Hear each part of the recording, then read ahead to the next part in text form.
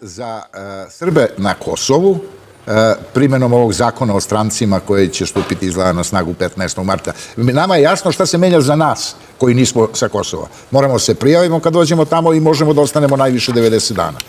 Znači, pričam sad samo za Srbe na Kosovu.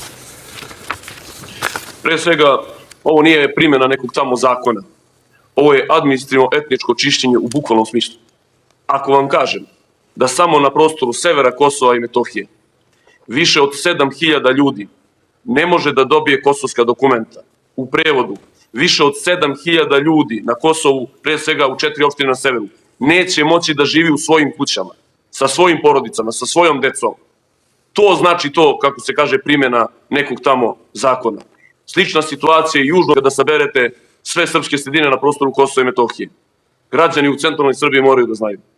Ako se ovaj zakon u ovom obliku bude primenio 15. marta, 10.000 žena, dece i muškaraca koji žive na Kosovu i Metohiji, koji su ovde rođeni, čija su se deca ovde rađala, će ostati na administrativnim prelazima Merdare, Jarinje, Brnjak i bit će im onemogućeno da dođu u svoje domove u centralnom Kosovu, na severu, u Metohiji, u Pomoravlju. Dakle, ono što za 27 godina ekstremisti nisu uspeli da urade oružjem i da proteraju ove Srbe koji su ostali, Kurti je odlučio da uradi primjenom ovog zakona sve sa jasnim ciljem da protera Srbe, ali istovremeno da parališe naše obrazovne i zdravstvene ustanove i onemogući njihovo normalno funkcionisanje, odnosno onemogući Srbima pravo na obrazovanje i pravo na zdravstvenu zaštitu.